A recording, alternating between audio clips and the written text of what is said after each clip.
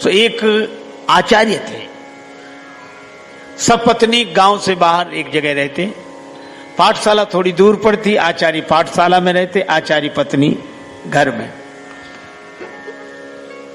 उनका एक नियम था, दूसरे दिन का संग्रह नहीं करते थे। आज के लिए जो है ठीक है, जरूरत है तो आज के लिए, कल भगवान देंगे। जब भगवान ने कहा नित्याभियुक्ता नाम, और जब भगवान कह रहे कि नित्य हम व्यवस्था करेंगे तो हम काहे को 50 साल का जोड़ के रखें और पीढ़ियों का जोड़ के रखें, और भगवान कह रहे हम रोज। नियम बड़ा अच्छा चल रहा था, लेकिन भगवान कभी कभी परीक्षा भी लेते हैं। दीपावली के एक दिन पहले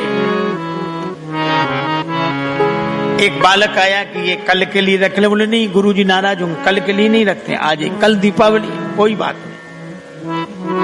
आचार्य जी आए, आचार्य पत्नी ने कहा कि कल के लिए कुछ का सोचना ही नहीं है, व्यवस्था होगी। आचार्य चले गए पाठशाला में। दीपावली का दिन, सुबह दोपहर शाम कोई नहीं आया, भूख के मारे, और नियम टूट गया आज। अब गुरुजी ने अपने मन को बहुत समझाया, लेकिन पंजाबी में लोग बोलते ना, पेट न पैया रोटियां तो सब्बे गल्ला खोटियां। भगवान को बहुत मानते थे, लेकिन भूखे। शाम को होने लगा कि नहीं नहीं गीता ठीक नहीं लिखा, सो पेंसिल उठाई और गीता के उसी श्लोक को काट दिया।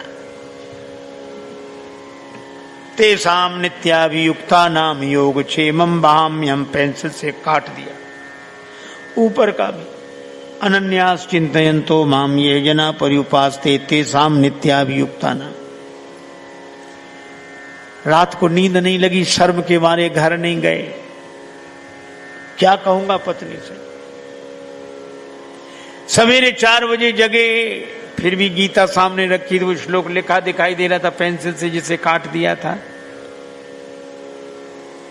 उनको इतना बुरा लगा तो स्याही उठा के उसके ऊपर पोत दी। पढ़ने में बिल्कुल ना आए, कटने के बाद भी पढ़ने में काट दो, झूठ है, कुछ नहीं है। अपना स्नान आदि करके किसी तरह नित्य नियम करने लगे। और उधर आचार्य पत्नी के पास सवेरे सवेरे एक बालक आया। अम्बे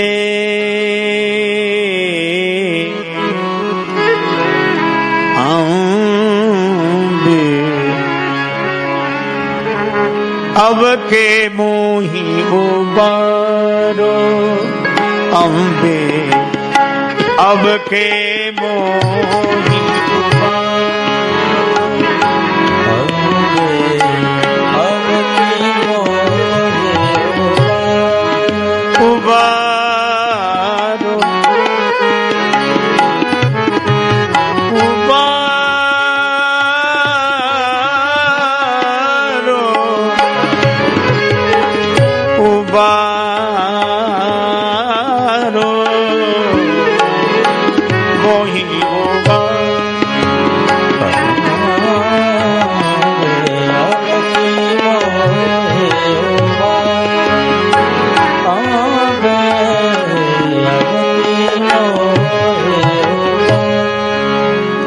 सब सामग्री धरो भवन में, और यह बदन निहारो, अब के मोही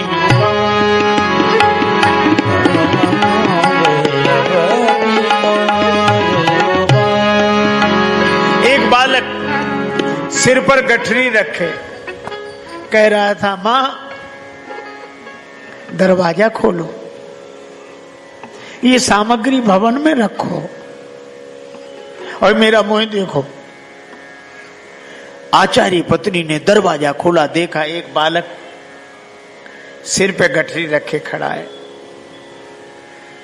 उसके शरीर पर निशान है, मुख काला है। बेटा तुम्हारी यह दशा किसने की? पोटली तो रखकर आचार्य पत्नी गोद में लेकर पूछने लगी, किसने की? दूर बसत मम गांव से गांव तुम्हारो, मुझे देर हो गई, मेरा गांव आपके गांव से दूर है, मैं आ नहीं पाया कल। और गुरुजी इतने नाराज हुए, भूखे रहे एक दिन गुरु, एक दिन भूखे रहे, भूखे रहे एक दिन गुरु, शिष्य पे सब रोष उतारो। शिष्य पर पूरा क्रोध उतारा। ये देख रही हूं निशान, साटन मार महा दुख दीनो, मुख कर दीनो कारो। ये मुझको मारा, मुख काला कर दिया। आचार्य पत्नी रोने लगी, बालक को गोद में बिठाया, बेटा गुरुजी वृद्ध हैं, शिकायत मत करना और मन में दुर्भाव मत रखना। आचार्य पत्नी ने उसका मुख धोया, काली में हटी, खिला पिलाकर प्रसन्न करके भेजा। और जब पोटली खोली बालक तो चला गया। पति की पोशाक पोटली में निहारी, प्रथम सारी जरतारी ही हरने लगी। तनसों विनीत भांति भांति की रसोई, तपत मनसों स्वपति की प्रतीक्षा करने लगी। आचार्य आए, देखा ये सब कौन लाया? आचार्य पत्नी तनिक रुष्ट होकर बोली, कौन लाया? वही लाया जिस नन्हे से बालक को आपने ऐसी सजा दी।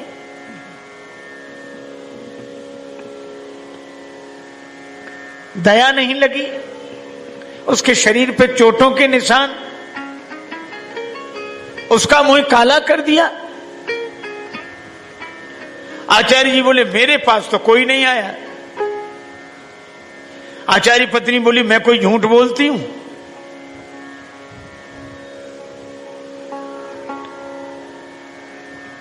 मैंने खुद उसके मुख की कालिक पोती हटाई, पता नहीं कौन सी कालिक लगाई थी। उसके मुख की कालिमा तो दूर हुई, पर बड़ी मुश्किल से, और हमारे हाथ तक काले हो गए। और ऐसा कह के आचार्य पत्नी ने अपने दोनों हाथ आचार्य के सामने कर दिए, देखो ये कालिमा। और जब आचार्य पत्नी ने अपने दोनों हाथ उनके आचार्य के सामने रखे तो उस कालिमा में स्पष्ट लिखा दिखाई दे रहा था, अनन्यास चिंतयन्तो माम।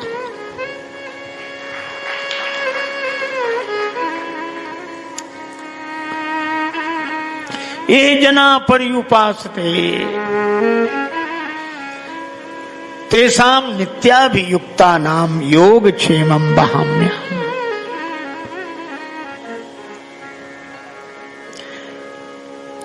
आचार्य जी बहुत भावुक हो गए।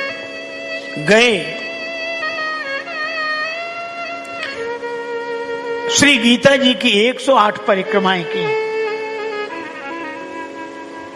और उस श्लोक को फिर उसी जगह लिखा। भगवान, ये 100% सही बात है, जो आपके भरोसे रहता है उसकी नित्य व्यवस्था आप ही करते हैं। इसीलिए एक महात्मा कहते थे कि जब दांत न थे तब दूध दिया, जब दांत न थे तब दूध दिया, अब दांत दिए तो क्या अन्न न देगा? भगवान के भरोसे। इसलिए तन धन भवन सब दिया है भगवान ने। तन को, धन को, भवन को भगवान से जोड़कर देखो,